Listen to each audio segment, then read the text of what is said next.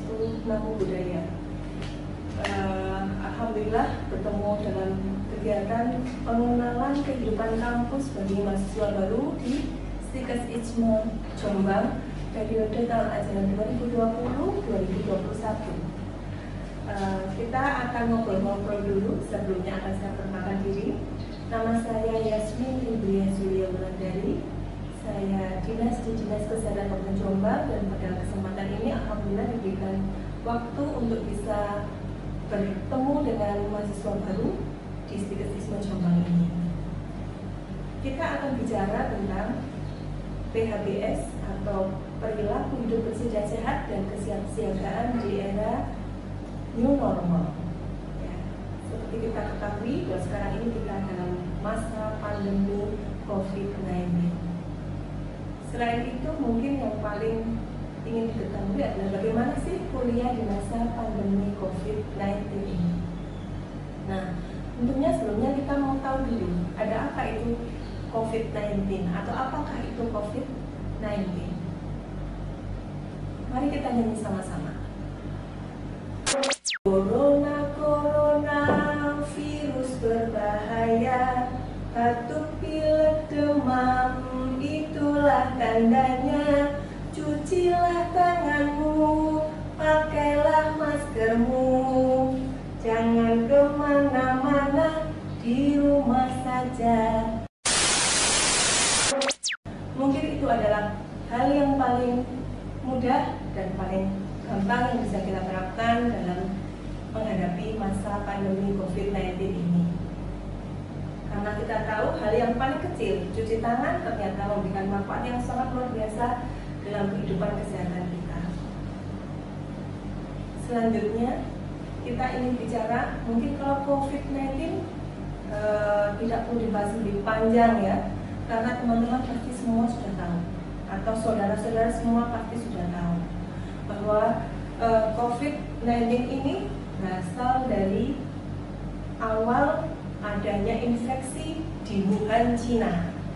Dan dia adalah masih satu saudara dengan SARS yang saat itu beberapa waktu yang lalu sebelumnya menjadi wabah di beberapa negara. Hanya saja pada temuan baru ini, pada virus COVID-19 ini yang pertama kali ditemukan menginfeksi manusia dan ternyata saat ini menyerang seluruh dunia, menjadi pandemi. Kita ketahui pertama kali WHO mengatakan tentang COVID-19 ini masih menyampaikan bahwa ini ada suatu public health emergency international concern atau kedaruratan kesehatan masyarakat yang meresahkan dunia. Pertama kali seperti itu. Jadi saat banyak sekali terjadi, saat itu pertama kali kita fokus di Wuhan, kita melihat di video, melihat televisi, di media sosial, tiba-tiba orang berjatuhan, tiba-tiba banyak yang sakit digotong, dan sepertinya sangat mengerikan dengan baju-baju para petugas kesehatan yang seluruhnya tertutup, menggunakan APD pelindung diri yang sangat ketat. Nah, kemudian sampai akhirnya oleh Presiden kemudian dikatakan sebagai bencana nasional, dan periodenya sangat cepat, dari mulai 30 Januari 2020 kemudian dinyatakan sebagai bencana nasional itu adalah pada bulan Maret atau tepatnya April 2020. Jadi dalam jarak waktu 4 bulan ternyata sudah menjadi pandemi, menjadi bencana nasional. Dan tidak hanya di Indonesia, justru Indonesia ini masih agak telat dapatnya virus ini ya. Justru di negara-negara lain lebih cepat. Tetapi juga sampai sekarang juga masih paling bandel, karena ternyata COVID-19-nya juga semakin bertambah ya. Dengan beberapa waktu lalu Jawa Timur menjadi ranking pertama untuk kasus penambahan infeksi COVID-19 ini. Nah, kemudian hal yang perlu kita lakukan sebetulnya kalau kita bicara PHBS dan kesiapsiagaan adalah dengan adaptasi kebiasaan baru. Apakah itu adaptasi kebiasaan baru? yang tentunya ini tidak kita sadari telah menjadi perilaku kita sekarang. Kemana-mana kita sambung hand sanitizer minimal. Kemana-mana kalau kita mau masuk ke toko, kita mau masuk ke rumah makan, kita mau masuk ke swalayan atau ke toko serba ada, maka kita wajib cuci tangan dulu. Kemudian pada toko-toko besar, mal besar, pada perusahaan besar, pada perkantoran, kita akan dicek suhu badan. Kemudian setelah itu baru dipersilahkan untuk masuk dan dengan wajib menggunakan masker. Itu adalah bentuk dari kita telah melakukan kebiasaan baru. Di mana hal yang paling penting dalam kehidupan KBS kita itu satu kuncinya, paling sering cuci tangan. Cuci tangan dengan 7 langkah. Itu adalah cara yang paling mudah dan paling gampang, paling kecil, tetapi dengan manfaat yang luar biasa. Selain itu gunakan masker. Masker untuk kain minimal 4 jam sekali kita ganti.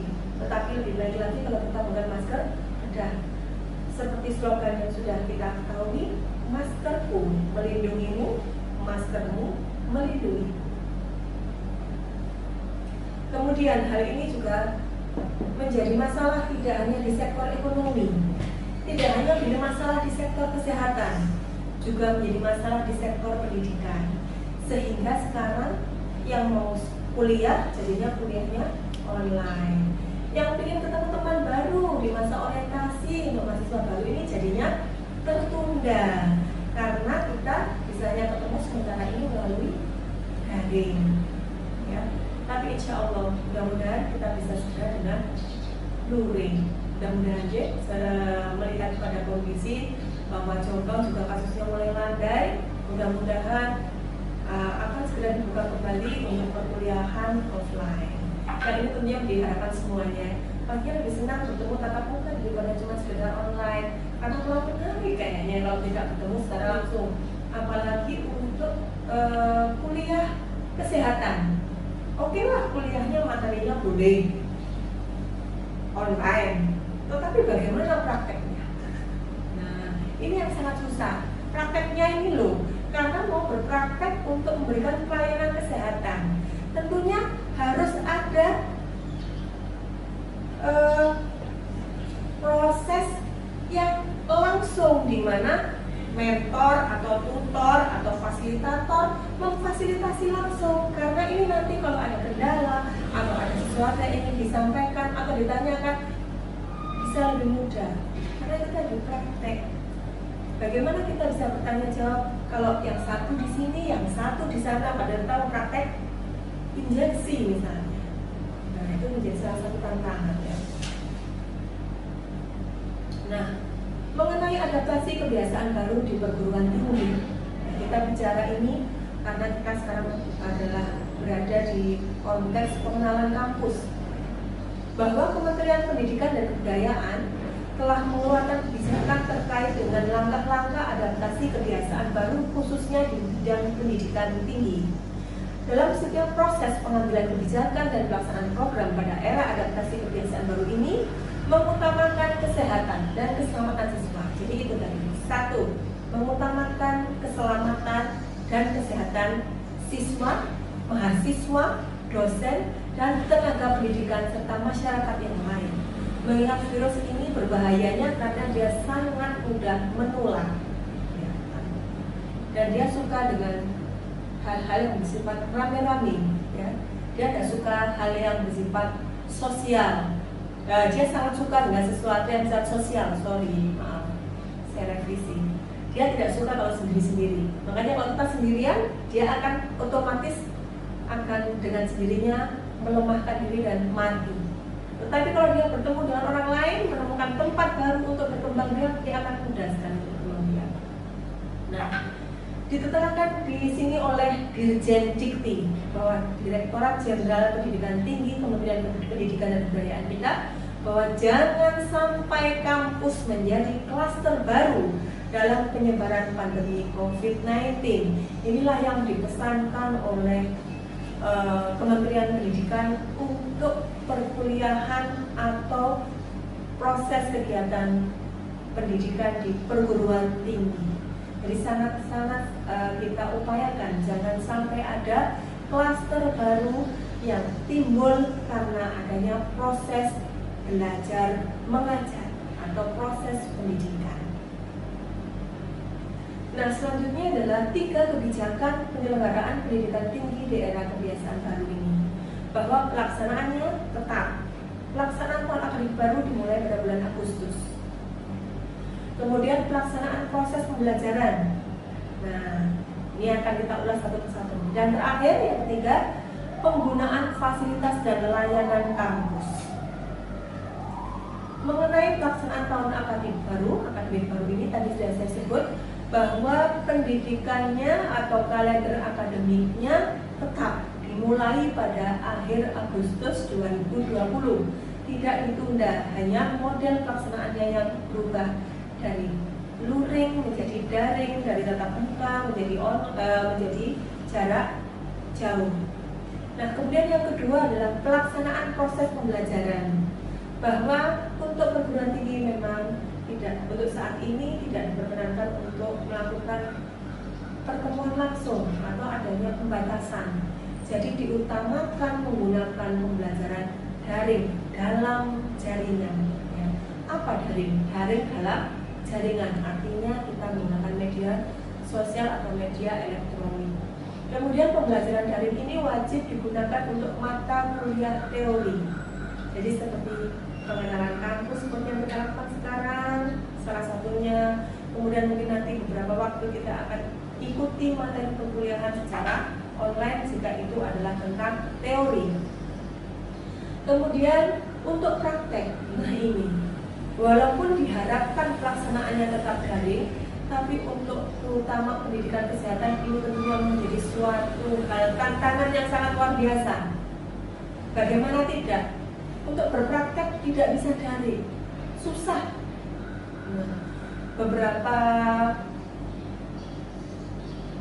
politeknik kesehatan, ya, politekes yang sudah berjalan, beberapa sudah mulai MOU dengan departemen praktek saat ini. Tetapi yang sudah mulai melakukan MOU masih sangat-sangat minim, masih banyak menggunakan metode daring.